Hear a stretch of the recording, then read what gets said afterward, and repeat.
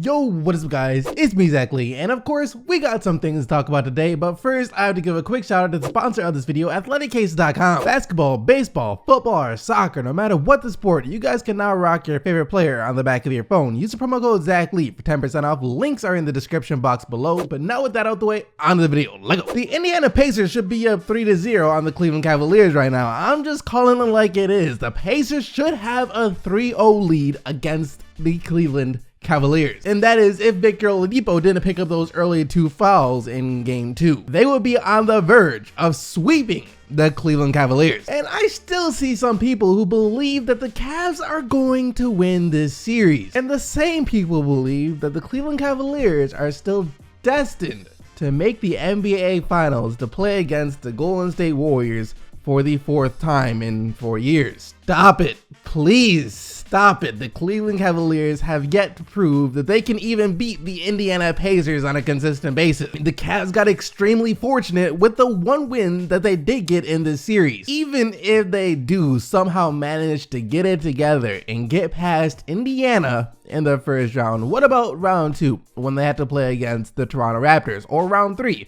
when they have to play against the Philadelphia 76ers? Do you really believe in this Cleveland Cavaliers team that you are seeing right now that much to say that they will be able to beat the Raptors and the Philadelphia 76ers in a 7-game series? They're really struggling against the Pacers right now. This is round 1, and you know what the way the playoffs work, where it gets harder every round? You have to go against tougher opponents each and every round. How is that going to work out for Cleveland when they're struggling so hard in round 1? Things aren't about to get any easier for them from here on out. And most of the people who still believe in the Cavs just say that other guys on the team, not named LeBron James, need to step it up. They need to play better. Love has to score at least 20 points, and then the Cavs should be fine. Here's the thing though. Kevin Love could score 20, LeBron could score 40, and the Cavs would probably still lose that game to the Indiana Pacers. Why? Because those 2 guys are never going to be better than the 5 guys that Indiana has on the court at all times. This is something that has become crystal clear to me. Matter of fact, after game 2 when LeBron James scored 46 points, and the Cavs still almost lost, once again had it not been for Victor Oladipo getting called for a couple of tic-tac fouls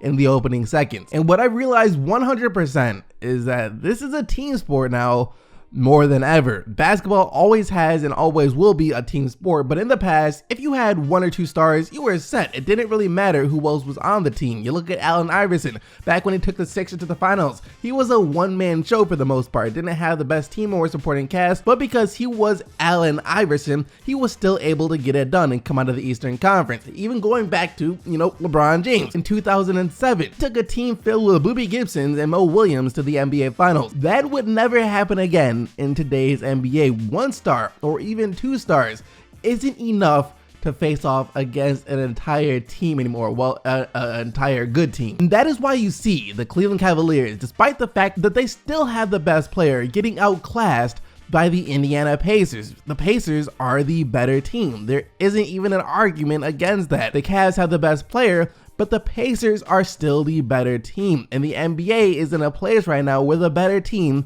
is going to win, and there is nothing that the Cavs can do to change that. Once again, you can say that other guys for Cleveland just need to step up and play better, but do you honestly hear what you're saying? In order for the Cavs to win, guys like George Hill, J.R. Smith, Jeff Green, and Kyle Korver would have to play better than they actually are for an entire series. And let's break it down even further. When you say play better, all you really mean is hit their shots, hit a majority of the shots they take, right? Hit their threes, if you want to be even more specific, because that is the only way they can play better, since all the other guys on Cleveland are catch and shoot guys. Literally everyone else besides LeBron James, and of course Larry Nance Jr., Tristan Thompson, everyone else on the court for the Cavs are catch and shoot players, or have been reduced to catch and shoot players. And I say reduced to catch and shoot players because for a lot of them, it didn't always used to be like this. They had other skill sets before they came to the Cleveland Cavaliers. Perfect example of this, Jordan Clarkson. Before he got to the Cleveland Cavaliers, what was he? He was the type of player that would come off the bench and get you some buckets. He was kind of like a younger Jamal Crawford or Lou Williams. He was that type of player where he would come into the game, didn't have to worry about passing or anything else, just providing instant offense. That's who he was. Who has he been on the Cleveland Cavaliers? What type of player has Jordan Clarkson been on the Cleveland Cavaliers. Jordan Clarkson has been a catch and shoot player. He doesn't get to come in the game and do what he did for the Los Angeles Lakers. He doesn't get to utilize his strengths on the court. Why? Because he's playing alongside LeBron James. When you're playing alongside LeBron James, you have one job: catch the ball, shoot the ball, make the shot. Same exact thing can be said about Rodney Hood. Now, yes, in Utah, sometimes he would catch and shoot, but for the most part, he was a guy that could take his man out the dribble and attack the rim. He was a slasher. On the Cleveland Cavaliers, how much slashing do you see Rodney Hood doing? How many times do you see him getting the ball and being able to attack the paint? Not that often. What's he doing? He's catching the ball and he is shooting the ball. That's his only job. He's had every other aspect of his offensive game stripped away except catch and shoot. But honestly, none of this should surprise anyone. After all, the Cleveland Cavaliers did the exact same thing to Kevin Love years ago. I mean, Kevin Love was a guy who was seen as possibly a future MVP level player, a borderline superstar in the NBA when the Cleveland Cavaliers traded for him. But ever since he started playing alongside LeBron James for the Cleveland Cavaliers in their system, what's he been? Catch and shoot. His job has been either to stand at the top of the circle or stand in the corner, catch the ball, and shoot it when it comes to you. Sometimes, very rarely, you will get to see Kevin Love operate down low in the paint where he'll get to post up his guy, but even then he's not really getting to make plays for his teammates like he was doing back in Minnesota. His main job is catch the ball and shoot the ball, and this is despite the fact that every single season the Cleveland Cavaliers say that they're going to be looking to get Kevin Love more involved in the offense, utilize more of his skills, abilities, just play through him a lot more. How often do you see the Cleveland Cavaliers playing through Kevin Love? Not very often, I'll tell you that. You could easily argue that the reason the Cleveland Cavaliers are playing like the way they are is because they are way too reliant on LeBron James. They utilize all of his strengths, but they don't utilize anyone else's strengths outside of the ability to shoot the ball on the team. Like I said, everyone else's job has simply been reduced to catch and shoot. That's it. You don't get to do anything else on the offensive end. You know, all those other skill sets that you developed in your time playing basketball in the NBA, yeah, you don't need those anymore. You're in Cleveland now. Our offensive system is get LeBron James the ball, and you only need to know 3 words: catch and shoot. That's it. And of course, when it comes down to offensive schemes and how the team plays, that's the responsibility of the head coach. That's Tyronn Lue's job. And we all know every single play that is in the Cleveland Cavaliers playbook is LeBron James 1 to LeBron James 101. LeBron James, get the ball to LeBron James. That is the only play that Tyronn Lue has drawn up. I don't even think he knows the rest of the players' names on the team or what they're capable of doing. Everything starts and ends with LeBron James. And that for Cleveland is once again part of the problem, because in today's NBA, that just isn't going to cut it. It takes an entire team to win. It's a team effort, both on offense but also on defense. That's why LeBron James can't do things like this anymore. Turns into a wide open jumper. You're LeBron James. You have to give effort getting back. Mistake was made by whomever.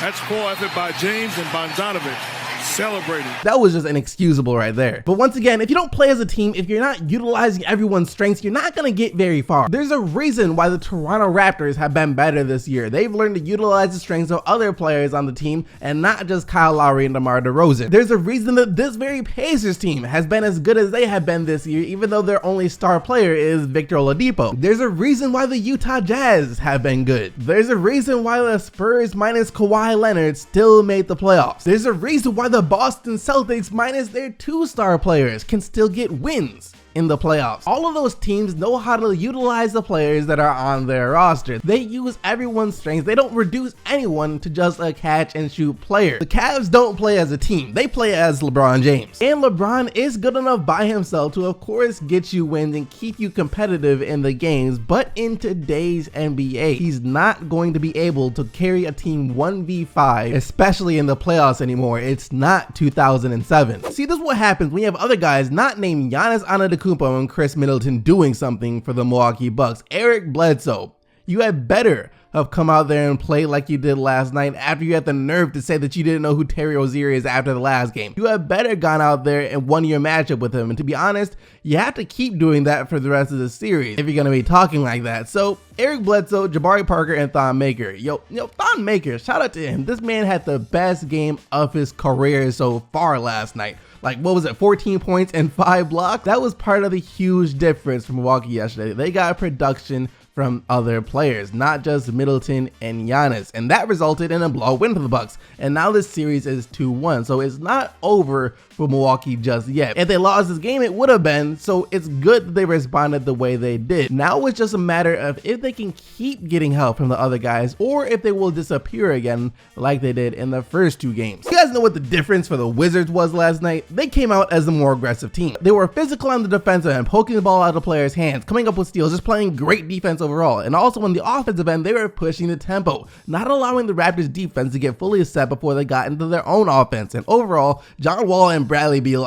just took over the game 100%. Just dominated the game. You look at the game and they had 28 points apiece, Wall of 14 assists and a handful of steals as well. This game was played on Washington's terms and it worked out for them. But I don't think anyone should be surprised about this. No one was expecting this series to end in a sweep. John Wall and Bradley Beal alone are just too talented of players and have too much pride to allow themselves to go down without putting up a fight. So you can expect the rest of the series to be pretty intense. Things got pretty heated last night a couple of times out there on the court, and that is how you know that the Wizards are feeling involved, that they're fired up. This isn't a team that's afraid of mixing it up. Of course, you look at all the games they played against the Celtics last year when those two were considered rivals. There was some chippy play every single time they took the court, and now it seems as if they're bringing that same intensity against the Toronto Raptors. So now it's up to the Raptors to come out the next game and match that intensity and not back down. That does it for today though, guys. Hope you all enjoyed the video. Remember to smack that like button if you did. Let's aim for 3,000 likes on this video. Also subscribe to the channel so you don't miss out on more daily NBA videos. Thank you once again for watching, and also a special thank you to everyone who came out and played or just downloaded the app Sportskew last night. We almost doubled our users in like a week. The support from you guys